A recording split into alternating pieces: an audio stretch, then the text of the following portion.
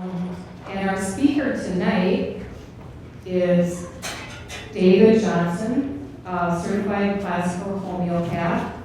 David Johnson has been practicing homeopathy for 18 years, and before that he worked as a physician's assistant for 12 years. As a physician's assistant, he worked in the areas of ophthalmology, orthopedics, urgent care, family practice, and internal medicine, and taught clinical medicine at the UW-Madison and Augsburg University, Pennsylvania programs. His desire for a more holistic approach to understanding health and disease led him to begin studies in homeopathy. Now he works as an instructor at the Northwest Academy of Homeopathy in Minnesota and practices in Madison and Milwaukee. And here's David.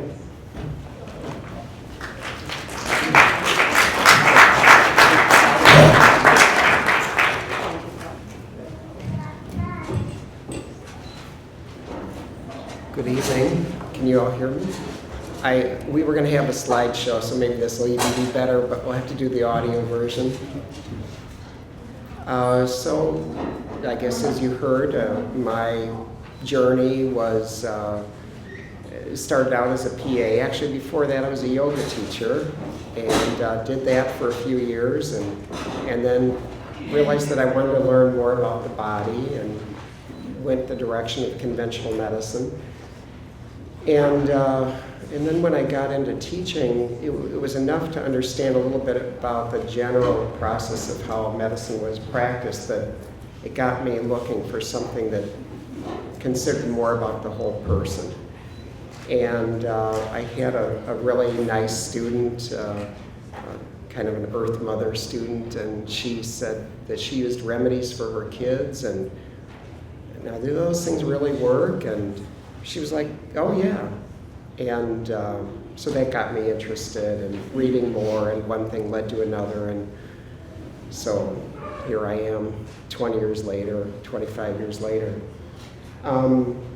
It's such a big subject that we could talk about. There's a lot of levels that homeopathy can be practiced at, but if I start talking too fast or you don't like what I'm talking about and you want to have your own question answered, just raise your hand and we'll get back on track.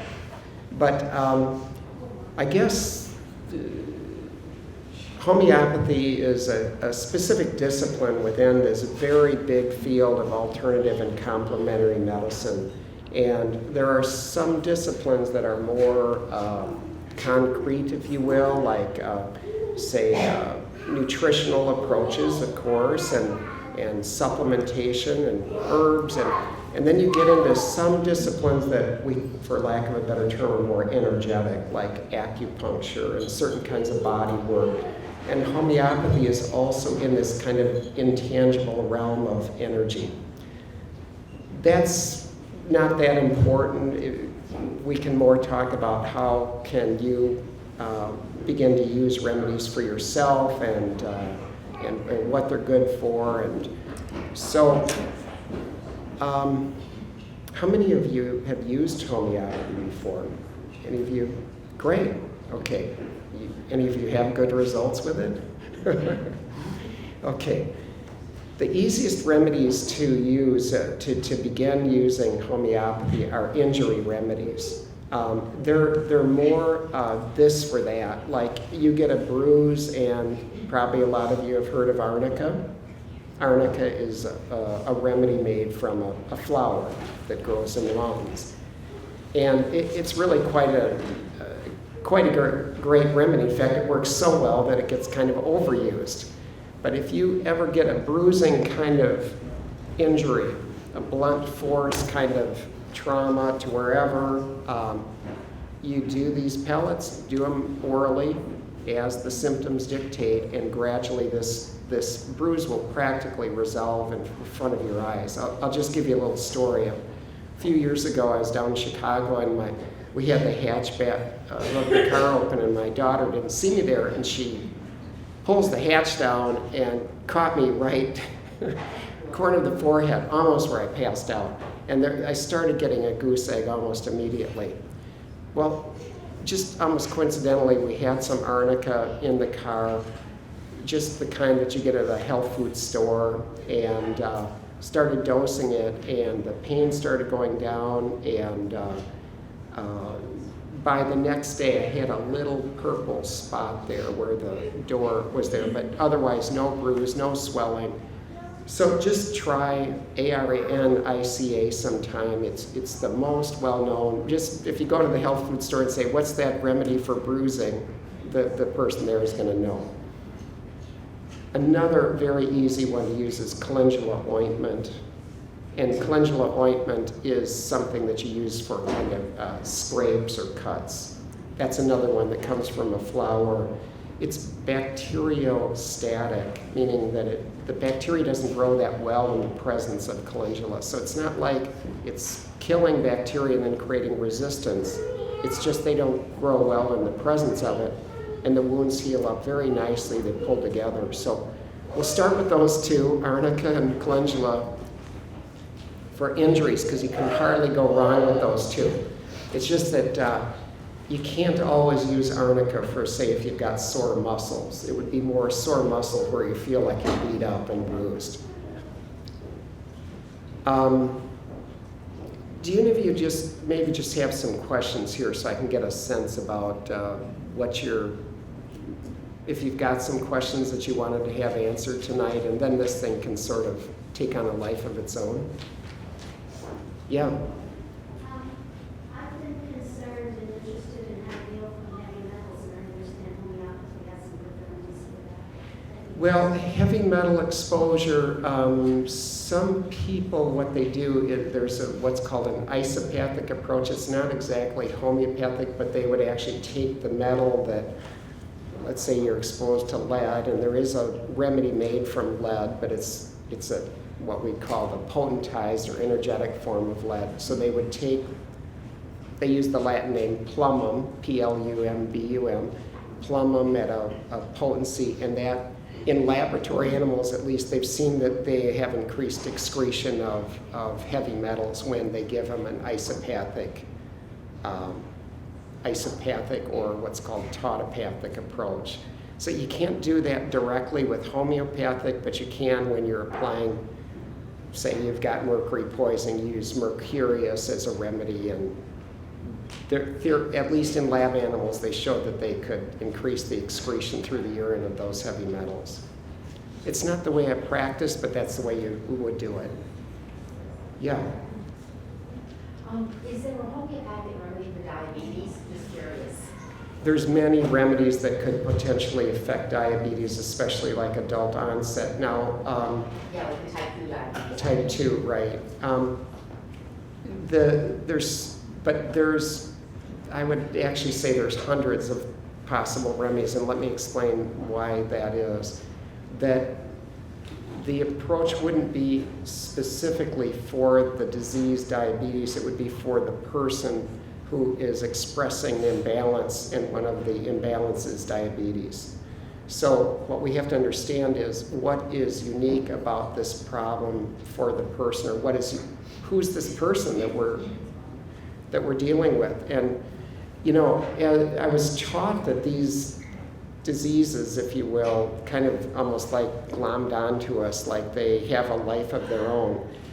And you know, if I had 100 people with diabetes, what I would find out is I have 100 very distinct expressions of something where all the people have blood sugar problems, but once you start talking to them, there's a whole bigger dynamic that goes along with it, and that's what we have to understand to choose how we would get Is there a cure, do you know, or anything to cure it, or? The body cures itself. The body corrects itself. It's like it's in a stuck stress state. So this is a good point that because now we're dealing with more chronic problems, and I'm glad to talk about acute remedies too, but a chronic problem like diabetes or rheumatoid arthritis or what have you. Sorry, can you just speak up a little bit? Okay, sure. Oh yeah. There you go. Sorry. Thanks so much. So in homeopathy, the body, the mind, the emotions work as a whole, as an integrated whole. And everything's working to maintain balance and for the purposes of survival. And we're going to inevitably be confronted by different stresses: cold weather, hot weather, family stress, work stress, hereditary stress. And our system is going to need to respond to that stress in order to survive. Now, when we do that, we're going temporarily into a state of imbalance. I get in a car accident, my heart rate goes up, my arms are, muscles are tight, I'm trembling, and yet what we don't realize is that this stuff corrects on its own. The heart rate goes back down, the muscles relax, the fright, the shock on the emotional level begins to quiet down, and these are reflective of our own self-correcting, self-healing capacities.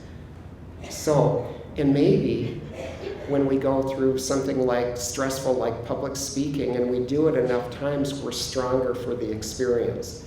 So the ideal thing, not talking about remedies yet, is for us to be stressed a little bit, go into the imbalance, and then rebound into a stronger place, like we've acclimated to that particular challenge.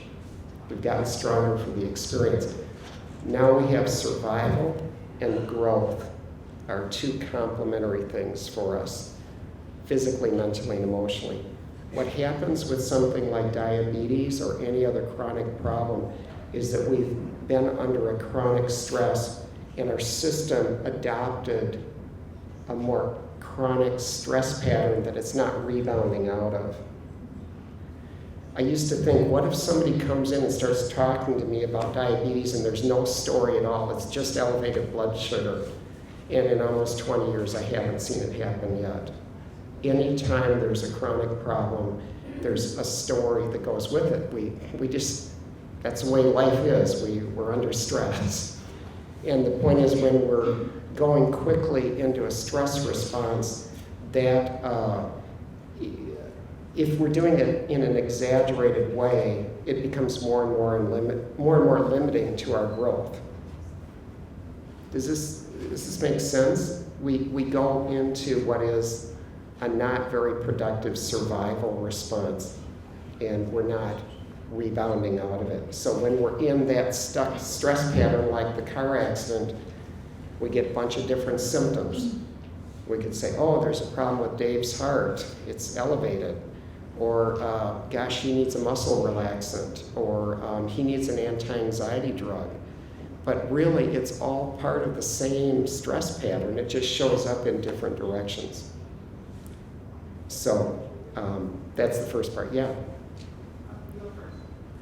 What's your experience with selenium injections for DHEA or natural enhancement to your hormone levels? That's a different approach than homeopathy.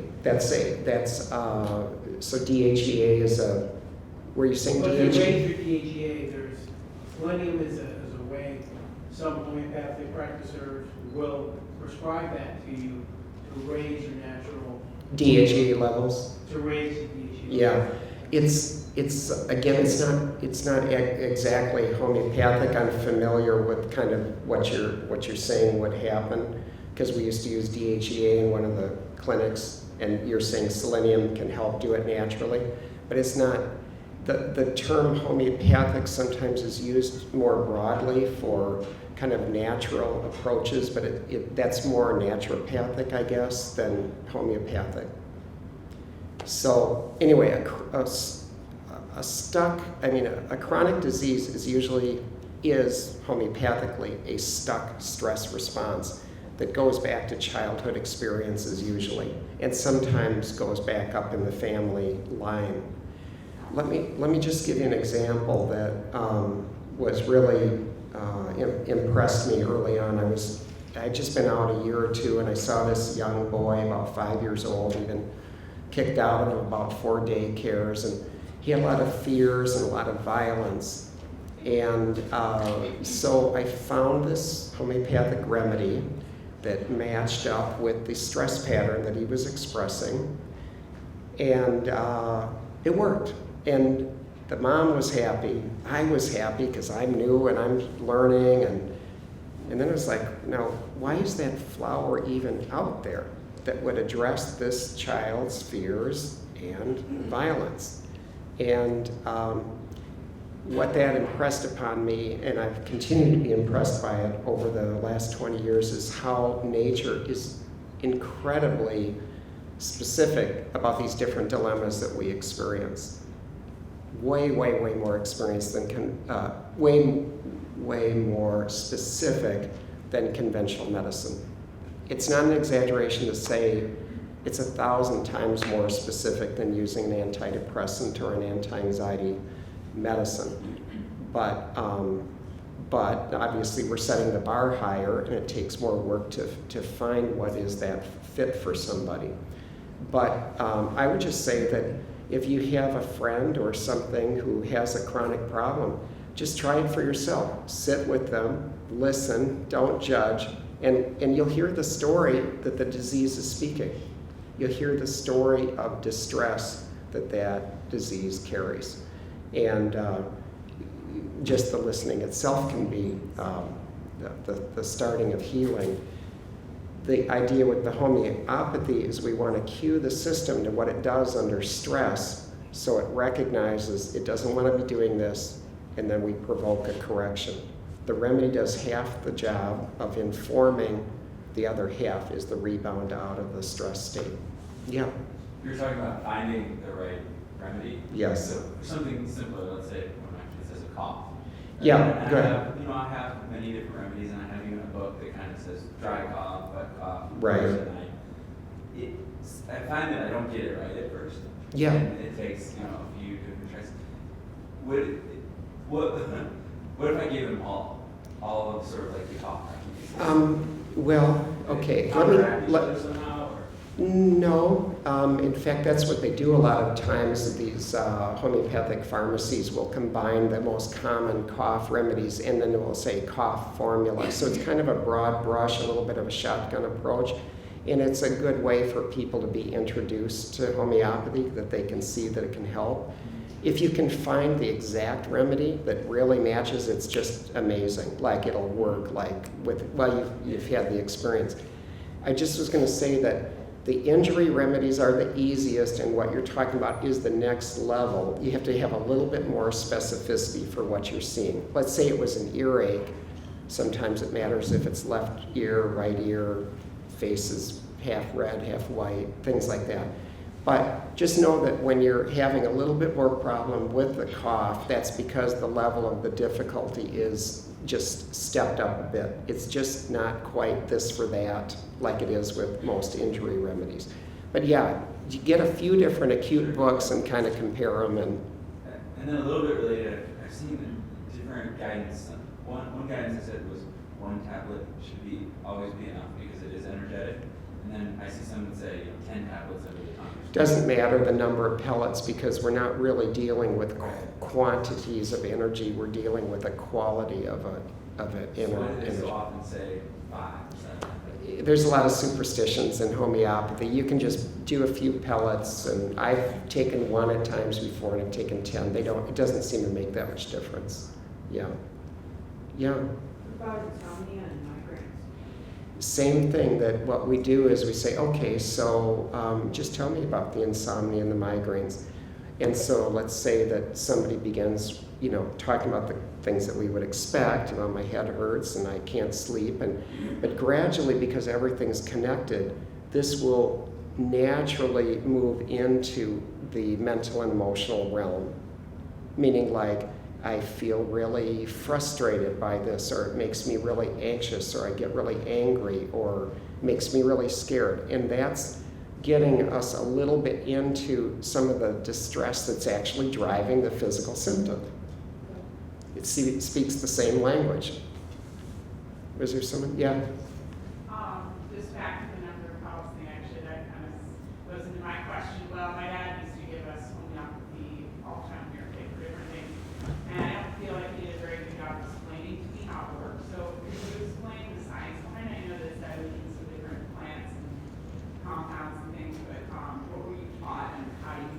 it's, okay, sometimes truth is stranger than fiction with homeopathy, okay? So it's kind of that last field of alternative complementary medicine that'll probably be accepted because it just rubs the scientists such the wrong way. Like, you can't measure this, and how can it possibly be scientific? What this goes back, though, it's not a new age thing per se. It's been it was systematized 200 years ago, and we can see that he borrowed, this German physician Hahnemann, that he borrowed from physicians before him, that the idea that everything in nature has its chemical influence, or things in nature have a chemical influence. But let's say you take a flower and you put it in water.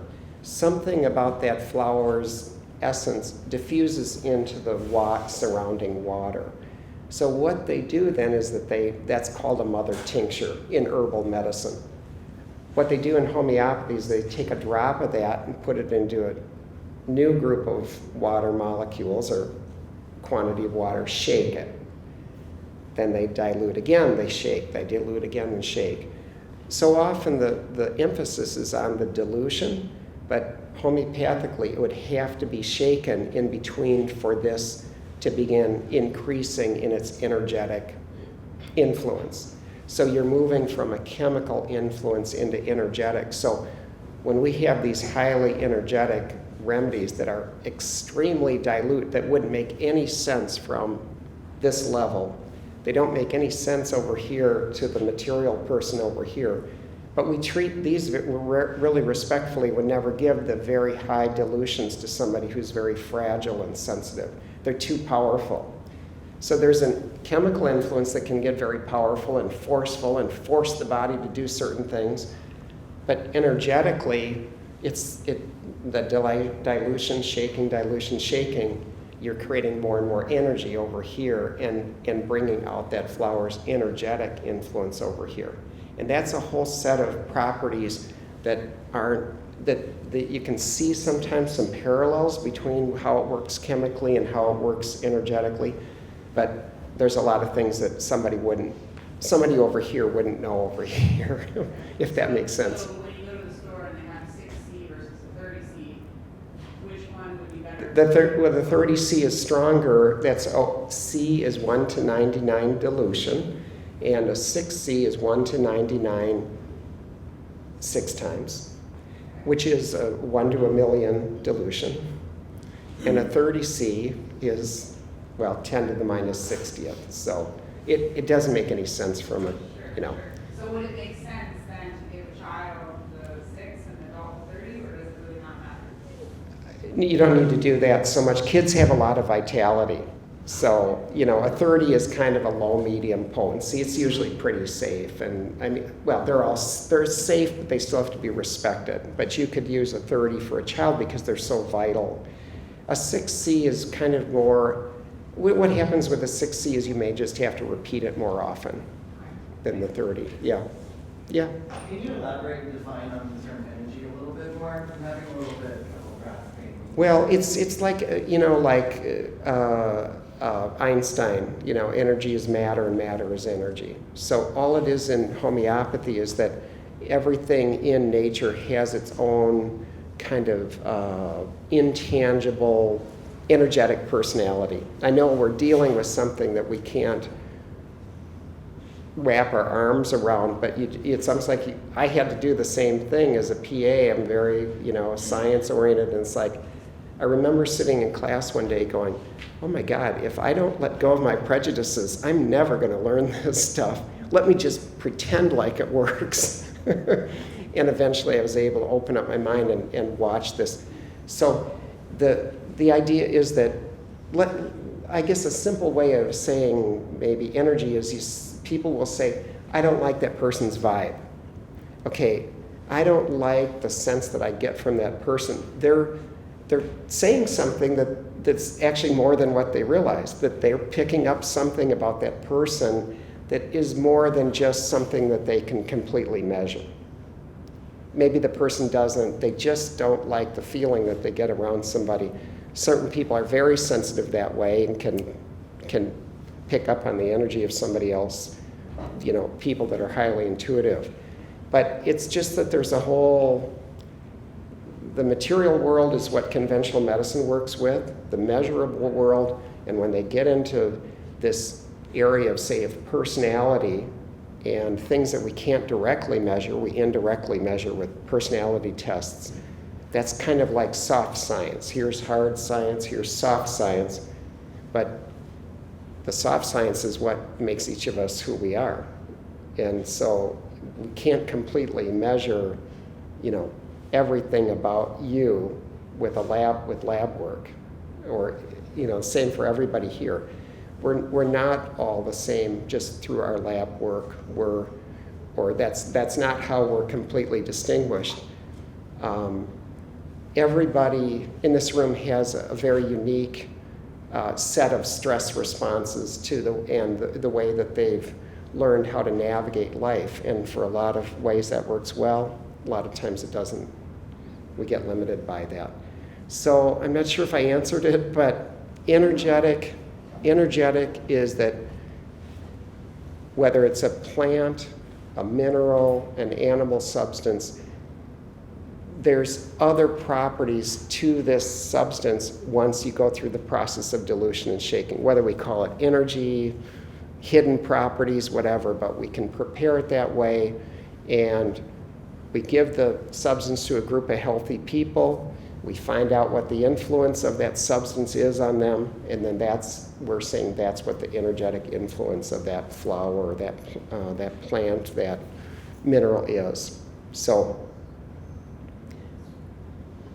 it's hard, but yeah. Okay, so I've talked to people that said that, they work with the homeopath and they found a particular remedy like for their kids, that fit their personalities and, like you said, their stressors. And whenever they came down with a cold or anything like that, they gave them that particular one that was like attuned to them. Yeah. And they would, bounce back really quickly and everything like that. Can you explain that? Well, a lot of times kids are not as complicated to choose remedies because they're still in stages of development, but maybe the child keeps going into a particular type of cough or cold or earache pattern, so you can recognize it each time it returns. Ideally, what you do is have a deeper acting remedy that would elevate their whole level of health so that they wouldn't be getting the coughs or the earaches. But yeah, a lot of times they'll go in the same direction. So. That's a constitutional type, right? It is constitutional, yeah, but there's also acute. They could still be going into the same kind of acute, but it's probably related to their constitutional state. Yeah, I was always amazed by that. Just the fact that almost every single thing that homeopath read about that constitutional type also was me. I just was like, well, okay, how did they figure this out? That's like there's archetypal remedies almost, like that have certain themes to our experience as humans. And yeah, it's unbelievable. The person comes in, they start talking, you look it up in the book, and But that wouldn't work for everything. So, when I went away to college, my parents got me the homeopathic remedy for whatever you get. Was it meningitis? No. They didn't want me to have any shots, so they would send me with vials of homeopathic remedies. So how, I probably could take pulsatilla to get rid of that. But whooping cough, for example, too, they have a homeopathic remedy for that. So how do they? There's a number of remedies for whooping cough, but again, you still have to individualize it. So pulsatilla can be used acutely. It's a flower remedy made from a flower again, and but it also can be constitutional. And it's got, the physical symptoms of certain kinds of physical symptoms better in the open air, and but also then, sensitive and yielding and not always feeling supported. And So if I got whooping cough, would there be a special set of remedies for me and whooping cough? Probably you would look more for something that would be kind of what's called an acute remedy. As opposed to using your constitutional remedy to treat the whooping cough. Yeah. Really? Yeah? Can you talk about the miasmas and how that's kind of a system where you can help So there's different ways of interpreting disease processes, and Roseanne was talking about what are called miasms. And miasms are a way to determine, well, is this disease, for example, I'm sorry, is the disease more of a destructive process? Is the disease more of an overgrowth, like warts and skin growths? And is the disease more like an eczema, where there's a bit of a struggle to overcome the eczema, the itch? It's one way of framing, putting a bigger framework to interpreting the disease and then choosing a remedy. Yeah, a question about seasonal allergies. Same. That's a chronic problem, seasonal allergies. So then, what it is that, so it'd be like, so what are these like? And then there'd be well, I sneeze and I get around cats, dogs, whatever.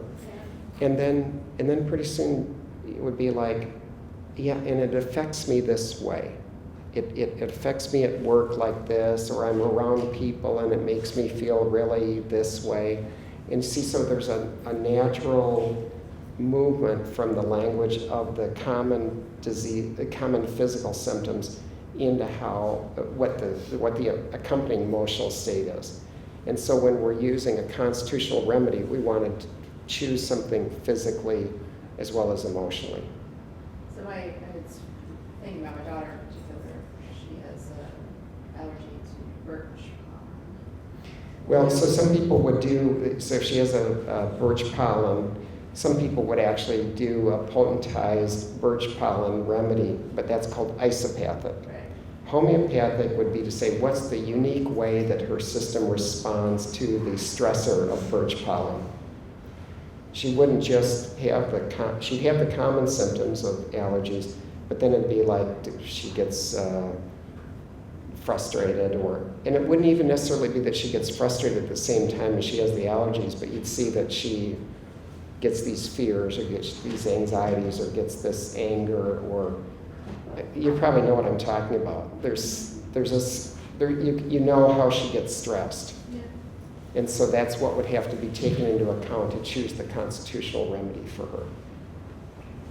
So the constitutional remedy is what's used for chronic issues? Yeah, that's very matched to the whole person, the individual. That's why it's very hard to set up a double-blind, placebo-controlled study in homeopathy, because everything's individualized. So to the person. So you can't just, if you could say, well, we've got these 100 people with rheumatoid arthritis, but you'd have 100 different remedies. So all you could say is homeopathy as a modality can help with rheumatoid, but you couldn't say this remedy is the one that helps with it. And then the potencies might be the higher end for the constitutional? It all depends on the sensitivity of the person, we dose what potency we use and the dosing regimen. Was there someone?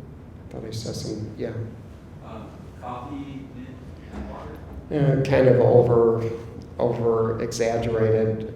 The remedies can be very powerful.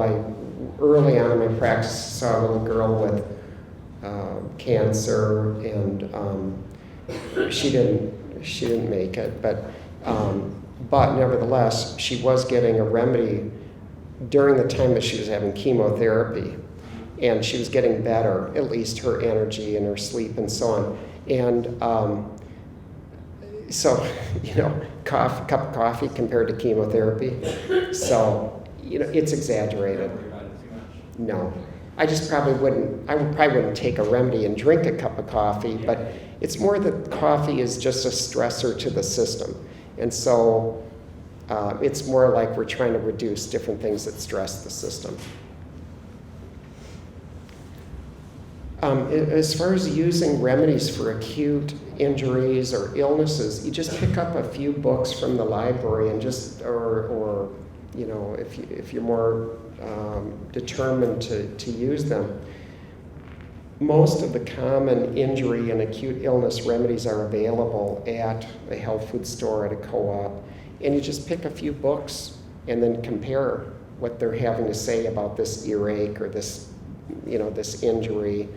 And because each book will, they'll complement each other. You get, a few books, find the ones that are the easiest for you to read and to use, and keep in mind that the injuries are the easiest ones, and then you'll step it up to the acute, which have to be a little bit more individualized. And don't frustrate yourself with trying to do constitutional prescribing, which is for chronic disease. That's what is essentially a lifetime of study. So, yeah. Do you look at how foods can help people? Yes, actually, the physician Hahnemann, German physician Samuel Hahnemann, the remedies were only one part of a broader discipline, which included good nutrition, exercise, and so on. So removing what would be called obstacles to cure. So improving nutrition and, again, exercise and mental health and so on. But then you can adjunct the remedy with those other disciplines for a well-rounded cure. It's like you can do things on this intangible realm that are very impressive, but we still need the building blocks for normal physiology. And that's where the good nutrition comes in.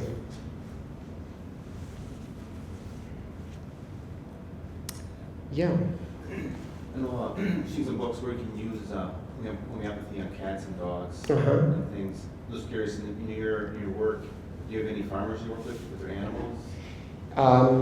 I haven't worked with any farm animals. I've worked with household pets, and they're a little bit like working with young kids, that you don't have as many clues to work with, but it's more like a 3-legged stool or a 4-legged stool, that you'll have 3 or 4 distinctive characteristics to prescribe on rather than, say, 10.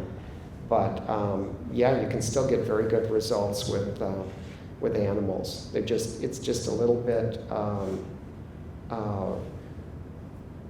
again, there's not as many clues to cross-check. So, but it definitely works on animals. Yeah, just a comment there. I work with farmers, grass-based and organic, and the organic standard, national organic standard, is that you can use homeopathy on your animals instead of other medications like antibiotics and that. So, organic valley vets, for example, are really highly trained in how to use homeopathy with dairy animals or beef or whatever livestock they're seeing. So it's definitely approved by the organic USDA standard. There's different homeopathic vets. I have a friend who used homeopathy quite a bit as a veterinarian. So, can I tell you some of my more interesting responses to remedies? Well, let's see. Do you want to hear? I just had one the other day, just a friend, and she was really stressed about her 2 kids, college age, and she said, well, I've got lockjaw. It wasn't truly lockjaw from tetanus, but her master muscle was in spasm and she could barely open her mouth. And this had been going on for about a day and a half. And so I asked a few symptoms. She had the spasm here and she had some shooting nerve pain. And there's a remedy that's often used acutely. It's called magnesium phosphoricum. It's made from magnesium phosphate, and it has a lot of cramping pains and shooting nerve pain. And I had her, I got some for her, and I could see that the jaw was loosening within about 5 minutes. And by the next, this was in the evening, by the next morning, it was almost 90% better. So that would, when you have a little kid you can have them have a raging earache, and sometimes that'll work within seconds or minutes if you have the well-matched remedy. Constitutionally, just to show how these aren't placebo, one time I saw a little baby in a bassinet, 3 months old, and the mom was very concerned because he wasn't responding to her. And the dad wasn't too concerned about it because at night the little boy would interact with him a little bit. But when I saw him in the clinic, it was just like we weren't even there. He was gazing off, and I went down and snapped my fingers next to his head, and no blink, nothing. I clapped my hands, nothing. I picked him up out of the bassinet and pretended like I was dropping him, and which will elicit a startle reflex in babies, and no startle reflex. He was like a little sack of potatoes, and yet he would wake up to the phone at night. So here he is. He's not blinking, nothing, no response to me clapping my hands next to him there in the bassinet. But at night, at times, he would wake up to the phone. And so there are some remedies that actually are about kind of coming into the body, and this little boy was not really in his body. And so there's some remedies that are used for this kind of dilemma. Very light elements in the periodic table, hydrogen and helium. And so I gave him a dose of hydrogen to start. And the mom was really happy. He was coming back and interacting, and then it started petering out after about a week, 10 days. And I tried again, and now it petered out after 3 days. And then it was like, oh boy. So then I try a third one at higher potency, nothing. And I thought, okay, gosh, the hydrogen. I thought the next heavier element is helium. One dose of helium, off to the races, never needed any other remedies, and I just like woke up. And there was another interesting one early on in my practice where my car broke down on the way back from Minneapolis, and so I was staying at this relative's house, and she was a respite parent for this little girl with autism, 5 years old. And I said, well, this is what I do for work, well, for instance, Cora, does she have any fears? And she said, oh yeah, she's really scared of thunderstorms. And it's like, oh, well, that's interesting. And I said, well, does she have any food cravings? And she said, yeah, she loves spicy food. The spicier, the better. So here's a 5-year-old that loves spicy food. The spicier, the better. I said, well, has she ever had any physical problems? And she said, well, she broke her foot on the trampoline. And I said, well, did she fall off? And she said, no, it's just jumping on the trampoline. So we have a category of remedies that are listed on what's called brittle bones. And I was able to figure out, oh my gosh, this is, looks like a remedy made from calcium phosphate. Anyway, I got a call back from the mom about 10 days later. I'd forgotten all about it because they had to go through the respite parent to the mom and get her permission and so on. And then the mom called me up about 10 days later, and she said, hi, Mom, to me for the very first time. My daughter did. So she was at the 1 percentile when I saw her, and she still had problems when she went all the way. That was kindergarten, and I saw her graduate from high school.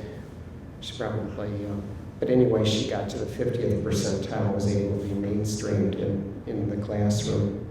And the teachers would say, I think Cora needs that remedy again. So, let's see what else. I mean, sometimes the remedies don't always work, but when they do work, it's just incredible. Yeah.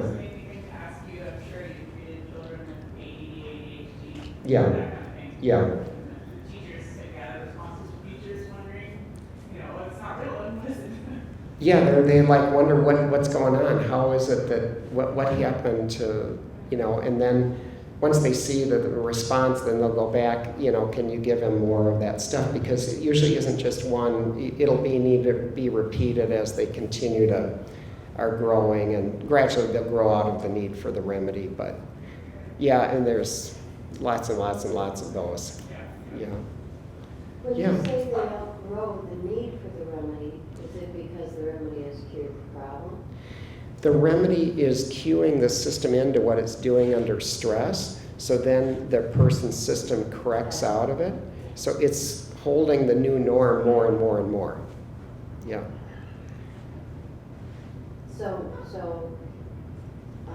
I have a friend that has 3 children, and for the first year and a half to almost 2 years old, they're pretty right on. And then they get lost. And mentally, emotionally, physically, they just, all 3 of them. And she has no idea what to do. Well, so the way that I would interpret that is that either that can be something that's passed down when it happens that early, like the child hasn't had that many, assuming that there isn't these traumatic experiences in the first 2 years, but as long as it's a relatively, normal household, then things sometimes can be passed down through generations. That can happen. It's possible that can happen after vaccines, and I'm not trying to open up a can of worms, but I have seen it in practice many times. And again, I understand people need to make their decisions, but I've certainly seen problems happen after vaccines where that kept being denied, and then the child kept going down with each subsequent immunization. So. Were you able to reverse that? Well, there's a type of application of remedies called cease therapy, and what they do is that they do a combination of the constitutional remedy for the child, but they'll also take a potentized form of the vaccine, even the specific lot of the vaccine, the MMR, the DPT, and it kind of lifts the burden of that effect of that vaccine. Then they go back and strengthening the core of the person, then go back and do another lot of vaccines. And I don't do that as much, but I have a good friend in Madison. Her name's Laura Roberts, and she does cease therapy. And she's had kids come that were nonverbal become verbal again. But I've had a couple kids, I've had some other kids with autism that I was able to help, but I think cease therapy, it's not exactly traditional homeopathy, but I think it really makes sense that we have to do more than just stick sometimes with just we have to stretch sometimes and do things for these kids that have had, other unusual influences that weren't there back in the 1800s. Yeah. Since you're talking about vaccines and stuff, what are your thoughts on homeoprophylaxis? Well, they've had research like down in Cuba that seems to suggest that it can work. I don't do a lot of it, but there are protocols for how you can do homeoprophylaxis. And actually, Laura's more familiar with that than me too. But we compare notes, because we each have our own kind of areas of emphasis and strength and so on. But there's I can't think of the name of the disease that was down in Cuba, but they gave their population the homeopathic form of that virus or bacteria and found that there was a significant reduction the next year in the incidence. Yeah, that's what I thought it was, leptospirosis, yeah.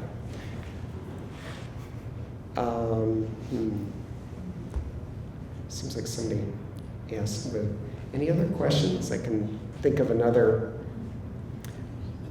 Yeah. And yeah.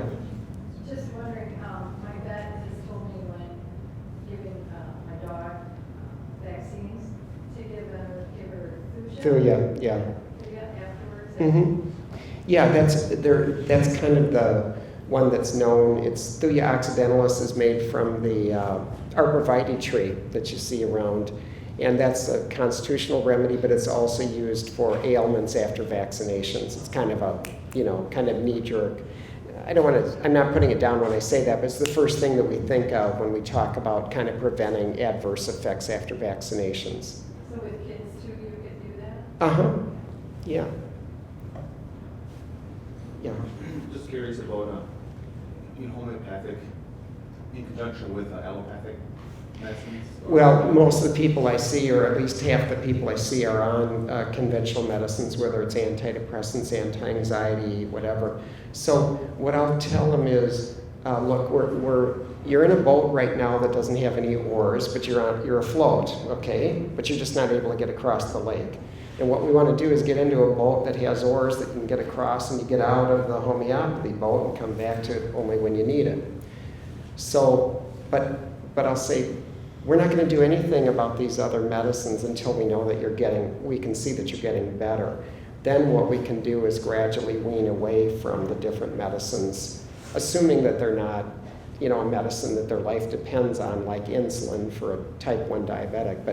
But I'm saying that, an antidepressant or anti-anxiety drugs or other migraine, prophylactic migraine medication, whatever, that we wait to see that the person's energy level is better, their mood is better, their sleep is better, then we can start looking at, well, how can we begin reducing the medicines conservatively, and over the course of the months or a year, we can get them off of them.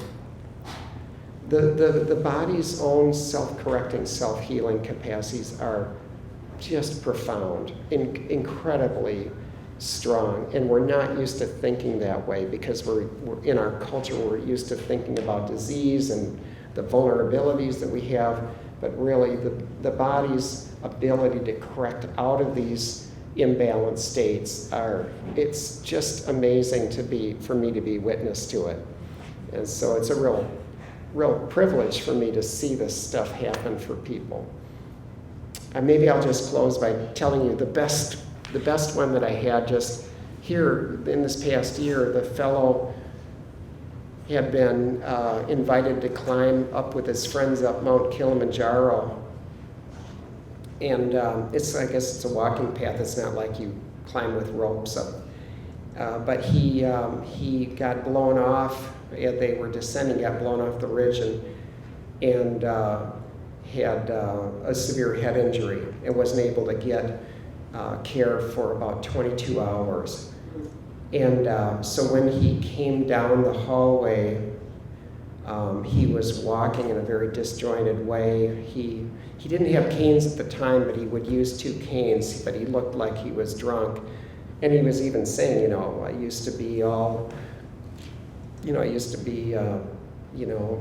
to go to work, and now I'm disabled. Why am I even here? He was very depressed. People think I'm drunk. And so we were able to find a good match for him. And honestly, the next time I saw him, walking totally normally, had been working up on top of his roof. The depression was not completely gone, but it lifted probably by 75, 80%. His neurosurgeon said it was a miracle. It doesn't happen every time. I'm not saying that every person that we see will respond to a remedy. There's times when we just can't find it, and yet we see things like that, and it just reinforces, like, wow, the body, the mind, the emotions really do have very profound, tremendous self-correcting, self-healing capacities. So I'll be around here if you have any questions, but any last questions, or otherwise I'll just be mingling around and maybe buying some stuff here. So one last question, yeah. What would be an area to look in for recovery from after taking antibiotics? Then you'd probably be looking at things like, certainly like probiotics, but functional medicine really focuses on the gut and building the gut health back up. So functional medicine or something that's close to that, some variation on that theme is probably what I would do for long-term antibiotic damage or disruption of the flora.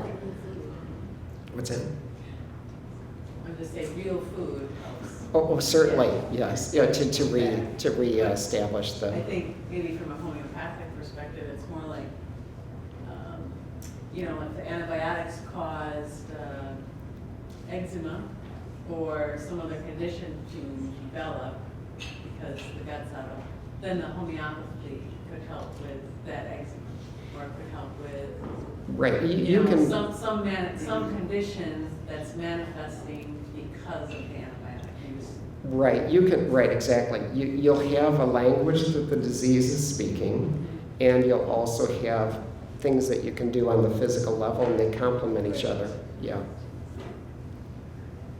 Well, thank you all for the good questions, and I'll be around, so.